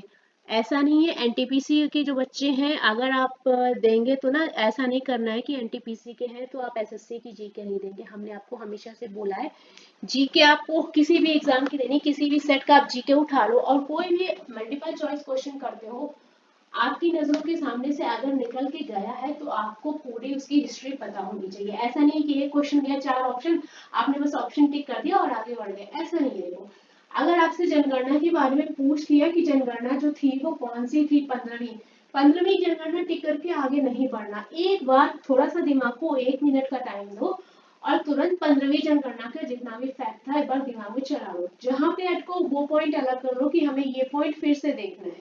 समझ रहे हो, ये चीजें करनी, क्योंकि जो आपको याद है वो आप भूल नहीं सकते हो। फोकस कहाँ करना है, जो आपको याद नहीं है, जो आपको पता नहीं है। वीक सेक्शन है जिनको आप छूते नहीं हो, टच नहीं करते हो कि भैया ये कठिन है हम नहीं करेंगे, उस पर फोकस करना है। थोड़ा भी फोकस करोगे ना आराम से चीजें हो जाएंगी। एग्जाम में टाइम है, इसलिए कोशिश करो कि अभी से करो, लापरवाही नहीं, अच्छे से होगा। अच्छा एक बात बताओ, देखो जो जिन बच्चों का सिलेक्शन हो रहा है वो भी पढ़ के ही दे रहे हैं। जीएस के लिए बच्चे कोई नहीं बोलेगा आपको कि हमारा एकदम 100% तैयार है। देखो मैथ्स में आपका कॉन्सेप्ट अच्छा है, आप कह लोगे हमारा 100% तैयार है, रीजनिंग में भी आप कह लोगे और कर भी लोगे। बट जीएस में कोई ऐसा नहीं है बच्चा जो बोल सके कि हम 100% एक्यूरेट पूरा 100 का 100 कर देंगे, नहीं करते। जीएस का केवल कॉन्सेप्ट बेस्ड है कि अगर आप कोई कॉन्सेप्ट पढ़ रहे हैं, आप मौर्य काल पढ़ रहे हैं तो आप कोशिश करो मौर्य काल की अपनी तरफ से कोई भी चीज छूटे ना। कोई भी टीचर आपको पढ़ाता है, देखिए मैं किसी टीचर को गलत नहीं बोलूंगी, हो सकता है उससे कोई पॉइंट्स मिस हो जाए, है ना। तो एक बार फिर भी डिपेंडेंट नहीं रहना है, खुद से भी सर्च करना है, ज्यादा नहीं, बस एक चीज, एक लिंक ओपन करो, विकिपीडिया ओपन कर लो, सारी डिटेल देख लो, आपसे कहीं कुछ छूट तो नहीं गया है। कोई रचना, कोई कवि, कोई दरबारी, कुछ छूट तो नहीं गया, अपनी तरफ से 100% दो। बार बार रिटर्न और नोट्स बनाने से बच्चों टाइम वेस्ट होगा, लिखने में टाइम बहुत जाता है। 11th 12th के बच्चे नहीं हो कि एक क्वेश्चन जब तक 10 बार लिख के सॉल्व नहीं करोगे तो आपको स्पीड चेक करनी, वो काम नहीं करना है। नोट्स बनाओ। अगर जो बच्चे नए हैं अगर वो नोट्स बनाने हैं तो देखो, अगर आप कोई भी चैप्टर लिखते हो उसके पीछे आपको ब्लैंक 2-3 पेज छोड़ने, क्योंकि कभी कभी ऐसा होता है आप मॉक टेस्ट देते हो, आपको नए क्वेश्चन मिलते हैं। वैदिक काल आप पढ़ रहे हो, ठीक है, आपने मॉक टेस्ट दिया, उसमें आपको वैदिक काल का कोई क्वेश्चन मिला जो आपके नोट्स में मेंशन नहीं है, तो इसलिए आपको 2-3 पेज फ्री छोड़ने हैं, ताकि अगर आपको कुछ नया मिल रहा है ना तो आपको वहां पर ऐड ऑन करना है। बार बार नोट्स नहीं बनाने, टाइम बहुत वेस्ट हो जाएगा, लिखते ही रह जाओगे, और जो बच्चा बिना लिखे काम कर रहा है ना वो आगे निकल जाएगा। अभी देखो इतने बड़े हो, एक एक चीज ए फॉर एप्पल लिखना नहीं है ना, ए फॉर एप्पल होता है दिमाग में याद भी रखना है, तो हर एक चीज एक एक लाइन एक एक शब्द लिखने का नहीं है, टाइम वेस्ट होगा। अब एक बार खुद से देखो, सेक्शन वाइज उसको डिवाइड करो। एक मैम है हमारे पास, हमारे साथ एड ऑन है, उनकी स्ट्रेटजी अच्छी है, उन्होंने सेक्शन वाइज डिवाइड कर रखा है अपने अकॉर्डिंग। हर बच्चे की अलग स्ट्रेटजी होती है, किसी को लगता है कि हमें परसेंटेज और रेशियो एक साथ खत्म करना है ना, SICI एक साथ खत्म करना है, तो बस स्ट्रेटजी आपको अपनी फॉलो करनी है, आप किस में कंफर्टेबल हो। ठीक है, हर बच्चे का अपना पढ़ाई का स्टेमिना अलग होता है, पढ़ाई का तरीका अलग होता है, इस तरह से अपना अपने हिसाब से आप देखो आपको क्या करना है। बाकी मैंने आपको ये जो बताया है ये चीज नोटिस करने वाली, आप कोई भी टॉपिक पढ़ते हो, कहीं से भी पढ़ते हो, किसी भी टीचर से पढ़ते हो, बट एक बार खुद भी सर्च करके देखना है। किसी भी आप वेबसाइट के थ्रू चेक कर सकते हो। अगर नहीं कर सकते हो तो आप हमको 2 टॉपिक, हम आपको एग्जाम ओरिएंटेड कंटेंट निकाल के देंगे, ये हम कर सकते हैं, क्योंकि अभी समय एग्जाम चल रहे हैं, हम आपसे ये नहीं कह सकते कि हम आपको पूरा हिस्ट्री का कंटेंट उठा के दे देंगे, है ना। अगर आप कहीं अटक रहे हो तो आपके लिए हमने चैट डिस्कशन बॉक्स ओपन कर रखा है, आप हमें टॉपिक दो, हम आपको हिस्ट्री की पूरी एग्जाम ओरिएंटेड डिटेल्स निकाल के देंगे, भले ही हम उसके लिए थोड़ा सा लेट वर्कआउट करें, कुछ भी करें, वो हमारी प्रॉब्लम है। ठीक है, जहां अटकते हो वहां हमें बताइए। हिस्ट्री ऐसी चीज है जो आप जितना रिवाइज करेंगे उतना ही अच्छे से प्रिपेयर होगा, और उसके बाद भी आप 100% श्योर ये नहीं कह पाएंगे कि हमने ये टॉपिक 100% तैयार कर लिया है, अगर इससे क्वेश्चन आएगा तो हम कर ही लेंगे, क्योंकि भैया वो एग्जामिनर है, वो कुछ भी कर सकता है। आप एक रचना पढ़ोगे वो दूसरी पूछ लेगा, ये चीजें हैं, तो थोड़ा सा दिमाग को जगाते हुए काम करना है। ठीक है, अपनी बुक उठाओ, एक बुक उठाओ, सारी नहीं कि सारी इससे पढ़े कि उससे पढ़े, ये चीज से बचना है, अवॉइड दीज थिंग्स। क्लियर, ज्यादा बार बार लिखना नहीं है चीजों को, जो लिखा है सबसे पहले वो प्रिपेयर करो, पहले अपने नोट्स से प्रिपेयर करो, फिर अपनी बुक उठा लो, जो एक्स्ट्रा लग रहा है हमें ये नहीं पता वो अपने नोट्स में ऐड ऑन कर लेना। ठीक है, चलो तो इस सेशन को यहाँ पर खत्म करते हैं, फिर मिलेंगे, तब तक के लिए साथ में बने रहिएगा। हेलो स्टूडेंट्स, वेलकम है आपका अपने यूट्यूब चैनल पे। तो शिफ्ट 1 और शिफ्ट 2 7 मार्च की हम लोगों ने दिन में कर ली थी। शिफ्ट 3 ऑलरेडी वीडियो लेट चल रहे हैं, बट कोशिश कर रहे हैं कि कल तक हो जाए आपका, या आज लेट नाइट हो जाए, देखते हैं।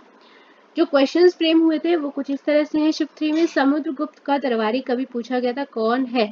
हरिसेन जी हैं। इसके अलावा एक और जो इनसे इम्पोर्टेंट एग्जाम में बनने वाला क्वेश्चन है वो देखो, हरिसेन के द्वारा एक रचित पूछा गया था आपका इलाहाबाद प्रशस्ति।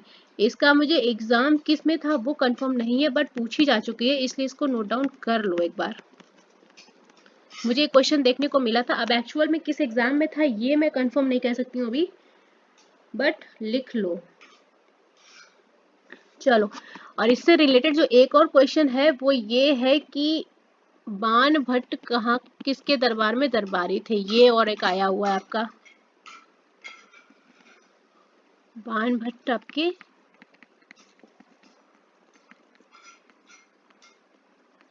हर्षवर्धन के, ये भी आपका क्वेश्चन फ्रेम किया हुआ है, एग्जाम में आया है, मैं यहाँ पर मेंशन कर देती हूँ, आपका एग्जाम में ही पूछा गया है।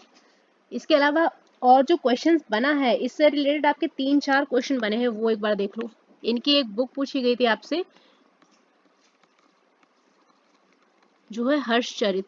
अब यहाँ पर मैं आपको भी एग्जाम डेट कंफर्म नहीं बता पा रही हूँ और एग्जाम भी नहीं बता पा रही हूँ, पर मैं आपको यहाँ लिख रही हूँ, इन्होंने हर्षचरित लिखा हुआ था। ठीक है, इसके अलावा इनके और जो बुक्स हैं वो देख लो, कादम्बरी हो गया आपका, चंडी शातक नहीं पूछा गया है अभी तक, बट मैं मेंशन कर दे रही हूँ आपका, और पार्वती परिणय। जो एग्जाम वाली पूछी गई बुक्स हैं वो मैं आपको अलग ही बता दे रही हूँ पहले ही, जिसमें मुझे लग रहा है कि हाँ ये आई हुई है, जो मैंने देखी है वो मैं आपको अलग से बता दे रही हूँ पहले ही।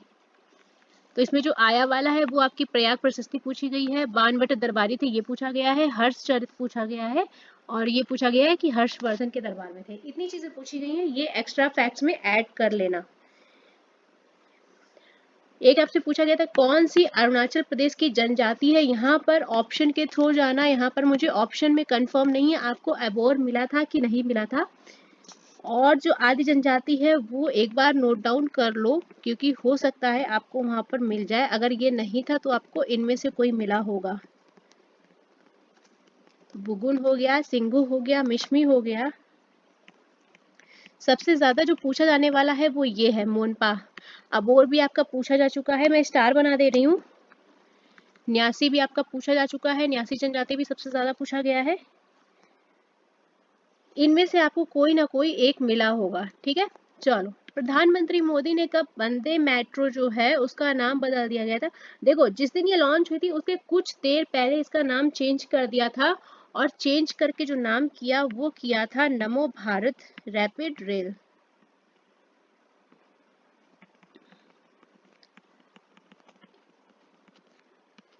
जिस दिन इसका उद्घाटन होना था उसी दिन इसका नाम फिर से चेंज हुआ था, और हुआ कब था? 16 सितंबर 2024 को। नेक्स्ट चलते हैं, नेक्स्ट एग्जाम में, सॉरी नेक्स्ट क्वेश्चन पे। गरीबी हटाओ का नारा आपका किस पंचवर्षीय योजना काल में दिया गया था? ये क्वेश्चन मैं पहले भी करा चुकी हूँ, 5 से 7 बार ये क्वेश्चन रिपीट हो चुका है। 5th 5 ईयर प्लान में आपका ये नारा दिया गया था। हमने शिफ्ट 2 में अभी बोल बोल के आपको फिर से टेन्योर भी बताया था, सबका एम भी बताया था। वहां पर योजना का जो टेन्योर था वो था आपका 1974 से लेके 1978। ये योजना अपने टाइम से 1 ईयर पहले कंप्लीट हो गई थी। आगे चलते हैं। दूसरी पंचवर्षीय योजना का उद्देश्य हमने यहाँ बताया था आर्थिक विकास को बढ़ावा देना और औद्योगिकीकरण को फोकस किया गया था। ये वाला पार्ट मैं अलग से मेंशन कर दे रही हूँ। इंडस्ट्रियलाइजेशन पर फोकस किया गया था मेनली। आगे चलते हैं। भारत की एक काम और करो, यहाँ पर इसका टेन्योर और लिख लो। वैसे तो मैं करा चुकी हूँ, आपको फाइनल पीडीएफ में मिल जाएगा। फाइनल पीडीएफ कहाँ मिलेगी? आपको टेलीग्राम पे मिलेगी। फाइनल पीडीएफ में ये सारी चीजें मैं मेंशन करा चुकी हूँ। टेलीग्राम पे ज्वाइन करो, लिंक आपको वीडियो के डिस्क्रिप्शन बॉक्स में मिल जाएगी। वहां पर फाइनल पीडीएफ के नाम से एक पीडीएफ है, वहां पर आपको ये सारा कुछ मिल जाएगा। सेकेंड 5 ईयर प्लान जो था हमारा, इसको जाना गया पीसी महालनोबिस मॉडल के बेस पर। यहाँ पर चाहे लिख लो,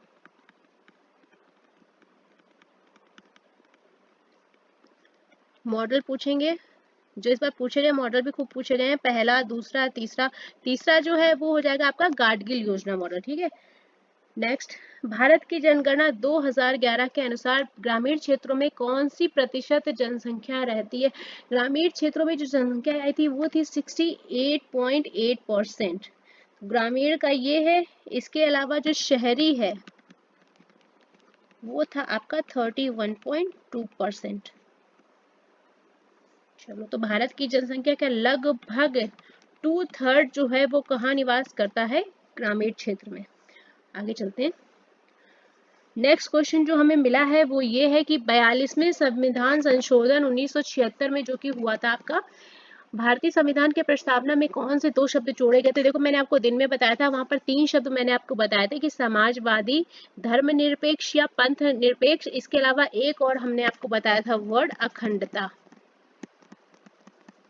ये 3 वर्ड एड ऑन किए गए थे आपके 42वें संविधान संशोधन में, जो कि 1976 में हुआ था। एक क्वेश्चन ये मिला है कि 42वां संविधान संशोधन कब हुआ? तो 1976 में हुआ। किस लिए हुआ? आपके 3 वर्ड ऐड किए गए, ये हमने बता दिया है प्रस्तावना में ऐड हुए थे। नेक्स्ट है, इलाहाबाद में 1857 के विद्रोह का नेतृत्व किसने किया था? इलाहाबाद में नेतृत्व किया था लियाकत अली जी ने। ये क्वेश्चन भी हम करवा चुके हैं। आगे चलते हैं। दूसरी पंचवर्षीय योजना कब हुई थी? एक चीज और यहाँ पर नोट डाउन करो जो मुझे एग्जाम में देखने को मिली थी। आपका जो 42वां संविधान संशोधन है वो हुआ था आपका 1976 में, बट यहाँ पर एक जो क्वेश्चन मिला था, पूछा गया था 42वां संविधान संशोधन लागू कब हुआ? तो इसको नोट डाउन करो, ये क्वेश्चन मिला है। तो ये आपका 3 जनवरी 1977 में इम्प्लीमेंट करा गया था। ये थी आपकी इम्प्लीमेंटेशन डेट। क्लियर? तो इन दोनों को ध्यान रखना, संशोधन हुआ कब है और आपका इम्प्लीमेंट कब करा गया है।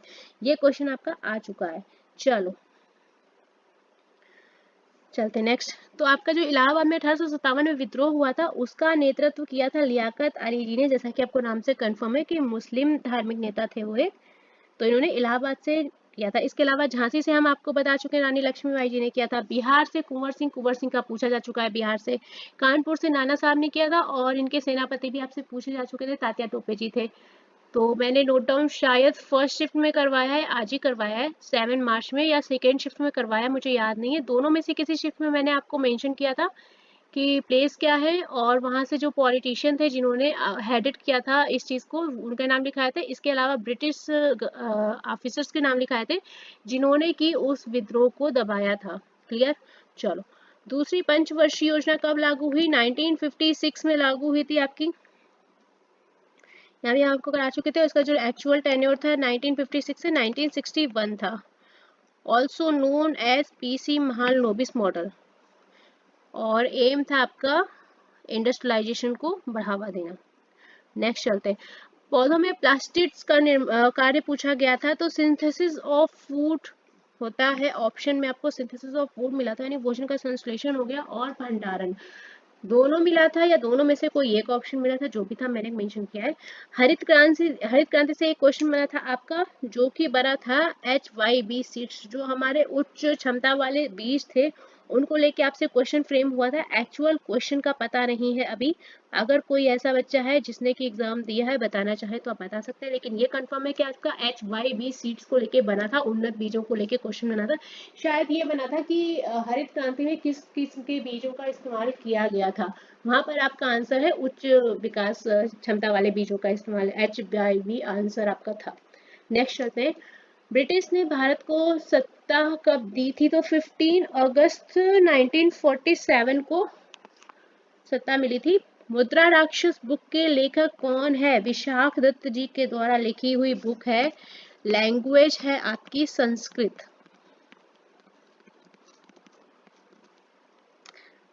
और जिसका टॉपिक है वो है चंद्रगुप्त मौर्य जी के बारे में।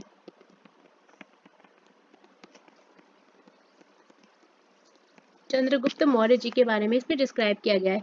एक क्वेश्चन आपका बजट से रिलेटेड आया है। बजट 2024 से मतलब कि पुराना करंट अफेयर का हो गया। 300 विकेट लेने वाले एक भारतीय बाएं हाथ के गेंदबाज पूछे गए थे जिन्होंने 300 विकेट लिए। यहाँ पर कंफ्यूजन है, क्वेश्चन फ्रेमिंग थोड़ी सी प्रॉब्लम हो सकती है। क्वेश्चन की जो लैंग्वेज फ्रेमिंग है उसमें मुझे डाउट है, बट बच्चे ने बोला आंसर जो था वो रविंद्र जडेजा था। क्लियर। नेक्स्ट, खादर बांगर से रिलेटेड आपका क्वेश्चन आया था। खादर और बांगर कहाँ पाया जाता है? ये नहीं आया था आपका, शायद उत्तरी मैदान आंसर था। ऑप्शन में जो आंसर था वो उत्तरी मैदान था। और अगर ये था, देखो खादर और बांगर पाया तो हमारा दोआब क्षेत्रों में जाता है। जो हमें मिला है वो ये मिला है कि उत्तरी मैदान में, तो आपका शायद बांगर पूछा गया होगा। तो ये आंसर था कि उत्तरी भारत के जो पुरातन जलोढ़ है उनको बांगर कहते हैं। कुछ इस तरह से क्वेश्चन फ्रेमिंग हुई है। क्वेश्चन आया है लैंग्वेज नॉट कंफर्म्ड, क्योंकि एक 3-4 दिन पहले आपका ये शिफ्ट हुआ था और किसी वजह से हम ये वीडियो अपलोड नहीं कर पाए थे, इसलिए पुराना क्वेश्चन हो चुका है थोड़ा, तो लैंग्वेज फ्रेमिंग में थोड़ी सी प्रॉब्लम हो सकती है। 42वें संविधान संशोधन के माध्यम से संविधान में कौन सा DPSP एड ऑन किया गया था? तो जो आपका 42वां संशोधन हुआ था उसमें आपका समान न्याय और निःशुल्क विधिक सहायता को एड ऑन किया गया था। आगे चलते हैं। एक आपका क्वेश्चन थार रेगिस्तान से रिलेटेड था, जिसका कि ऑप्शन जो था कि थार रेगिस्तान में क्या पाया जाता है, इस तरह से कुछ क्वेश्चन था। उसमें शुष्क जलवायु, कांटेदार पेड़ पौधे आपके पाए जाते हैं। दूसरी पंचवर्षीय योजना क्वेश्चन आपका रिपीट हो गया है, हम ये भी करवा चुके हैं। ईस्ट इंडिया कंपनी के अधिकार को कब क्राउन ने अपने अंडर कर लिया था? इन 1857 किसके अंतर्गत? भारत सरकार अधिनियम। यहाँ पर आपका 1858 हो जाएगा। 1858 के तहत आपका क्या हुआ था? भारत में ब्रिटिश इंडिया कंपनी से ब्रिटिश क्राउन को सत्ता हस्तांतरित करने वाला अधिनियम जो है भारत सरकार अधिनियम 1858 था। 2 अगस्त 1858 को ब्रिटिश संसद के द्वारा पारित किया गया था। क्लियर। चलो आगे। 1857 की क्रांति से पहले कौन सा साम्राज्य BEIC में शामिल था? सबसे पहले 1857 की क्रांति जो है आपके मेरठ से शुरू हुई थी। राजस्थान में वर्षा जल संग्रह कैसे किया था? टाका नहीं, यहाँ पर टंका टाइप बोला जाता है कि इधर पे या तो भूमिगत टैंक है या टंका, इस तरह से यूज किया जाता है। वो वर्षा के जल का संग्रहण करने के लिए बोला जाता है। गुरु पर्व को किस और नाम से जाना जाता है? गुरु नानक जयंती मिलेगा या आपको गुरु पूरब लिखा हुआ मिला होगा इस तरह से। सिखों का त्योहार है और सिख धर्म के संस्थापक आपके गुरु नानक देव जी बोले जाते हैं। एक क्वेश्चन आपको मिला है, लवक का कार्य फोटोसिंथेसिस में इनका कार्य रहता है। प्रथम पंचवर्षीय योजना में किस क्षेत्र पर बल दिया गया? प्राथमिक क्षेत्र और प्राथमिक क्षेत्र, द्वितीय क्षेत्र, तृतीय क्षेत्र। हमने आपको तीनों सेक्टर्स करवा दिए। प्राथमिक सेक्टर्स में हमने आपको बोला था एग्रीकल्चर से रिलेटेड है, आपका फिशनरी आ जाएगा, आपका फॉरेस्ट्री आ जाएगा, सारा कुछ आ जाएगा। वन वाला हो गया, वानिकी हो गया, मत्स्य पालन हो गया, खेती का हो गया, ये सब आपका प्राइमरी सेक्टर में आएगा और प्राइमरी सेक्टर पे ही फोकस दिया गया था जो हमारी फर्स्ट 5 ईयर प्लान आई थी। ब्रिटिश ने भारत को सत्ता वापस कब की थी? 15 अगस्त 1947। भारत में दक्षिण पश्चिम यहाँ पर मानसून है, तो मानसून का प्रवेश पूछा गया था कहाँ से होता है? पश्चिमी घाट से भारत में दक्षिण पश्चिम मानसून का प्रवेश होता है। सोनू निगम को 2017 में एक अवार्ड से सम्मानित किया गया था और अवार्ड का नाम पूछा गया था, ग्रैमी अवार्ड से सम्मानित किया गया था इनको। एक क्वेश्चन मिला था, पानी से भरे किसी ग्लास में पेंसिल को टेढ़ा करके रखा जाता है इस तरह से, और मेरे ख्याल से शायद आपको क्वेश्चन ये मिला होगा कि किसी पेंसिल को जब जल से भरे ग्लास में डुबोते हैं तब ये वायु और जल के अंतरपृष्ठ पर मुड़ी हुई प्रतीत होती है, किस वजह से? कहीं ना कहीं आपका अपवर्तन का नियम यहाँ पर हुआ था कि प्रकाश के अपवर्तन के कारण हवा और पानी का जो होता है अंतरपृष्ठ, उसके कारण ये कुछ ऐसा ऑप्शन मिला था। बच्चे ने बोला ऑप्शन में केवल अपवर्तन का नियम दिया गया था। अगर ये दिया गया था, क्वेश्चन कुछ इसी तरह से था, तो एक बार इसको देख लेना। रबी की फसलें किस महीने में काटी जाती हैं? आपका वसंत ऋतु में काटी जाती हैं। प्रधानमंत्री मोदी ने वंदे मेट्रो का नाम बदल दिया था। ठीक है, रबी की फसलों के एग्जाम्पल लिखो यार, आ जाते हैं। गेहूं, मटर, बस मैं करा चुकी हूँ, ये वाला भी मैंने आज दिन में कराया, सेकेंड शिफ्ट में मैंने ये कराया है, तीनों फसलें लिखाई थी। सरसों, अलसी, ये वाला मैंने कराया था आपका, और जायद वाले में भी कराया था। जो फसलें आएंगी आपकी, कद्दू, खीरा, तरबूज, करेला। इसके अलावा जो आपकी खरीफ की आ जाएगी उसमें आ जाएगा आपका चावल, मक्का। सेकेंड शिफ्ट में आपका खरीफ की आया था, रागी हो गया, ज्वार हो गया, सोयाबीन हो गया, मूंगफली, कपास। ठीक है, तो ये हमने एग्जांपल आपको नोट डाउन करा दिए और सीजन भी नोट करा दिया था किस मंथ से किस मंथ में होता है, तो एक बार वहां से देख लेना। पीडीएफ अपलोड कर देंगे, पीडीएफ थोड़ा अपलोड करना हम भूल गए थे। यहाँ पर गड़बड़ है, ठेम्बली नहीं है भैया, वेम्बली है। ठीक है, थोड़ा सा टाइपिंग मिस्टेक है। वेम्बली स्टेडियम कहाँ स्थित है? तो लंदन में स्थित है आपका, उत्तर पश्चिम में। कहाँ पर? वेम्बली में। एक क्वेश्चन आपका बुक से रिलेटेड आया था, एक्चुअल बुक अभी कंफर्म नहीं हुई है मुझे, अगर कंफर्म होती है तो हम आपको जरूर से जरूर टेलीग्राम पे इन्फॉर्म कर देंगे। और एक क्वेश्चन मिला है, 1857 की कुल्लू से क्रांतिकारी कौन थे? 1857 की क्रांति में जो वहां से क्रांतिकारी थे जिन्होंने नेतृत्व किया था वो थे ठेकरा ठाकुर जी। ठीक है, यही ऑप्शन में आपको मिला था। तो इतने क्वेश्चन हमें अवेलेबल हो पाए और इसी के साथ 7 मार्च की सारी शिफ्ट हमने आपको करवा दी है। 8 को आपका ऑफ था, 9, 10, 11 3 दिन का बचा हुआ है। ऑलरेडी लेट चल रहा है हमारा सेशन, बट ट्राई कर रहे हैं कि अभी लेट नाइट 9 का और करवा देते हैं, 9 मार्च का। ठीक है, तो किसी क्वेश्चन में कोई डाउट लगे तो कमेंट बॉक्स के नीचे क्वेश्चन नंबर डाल के मेंशन करना। नेक्स्ट वीडियो में आपका अगर डाउट होता है तो उसको हम सॉल्व करा देंगे। क्लियर? चलिए, तो सेशन को यहाँ पर खत्म करते हैं। नेक्स्ट वीडियो हम लोग की रहेगी 9 मार्च की। कोशिश करते हैं 9 मार्च की तीनों शिफ्ट आज के आज कर लेते हैं। चलिए, साथ में बने रहिएगा और पीडीएफ मैं आपको टेलीग्राम पे प्रोवाइड कर दूंगी। जो नया बच्चा ऐड ऑन हो रहा है, टेलीग्राम का लिंक आपको वीडियो के डिस्क्रिप्शन बॉक्स में अवेलेबल हो जाएगा।